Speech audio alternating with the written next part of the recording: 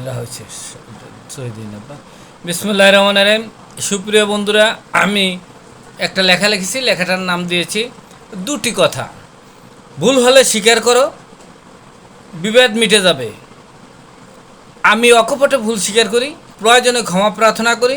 সর্বদা সততার সাথে কর্মকে প্রাধান্য দিতে হবে, যে সেটা শক্তি সামর্থ্য থাকতে। সময় ফুরিয়ে গেলে আর লাভ হবে না।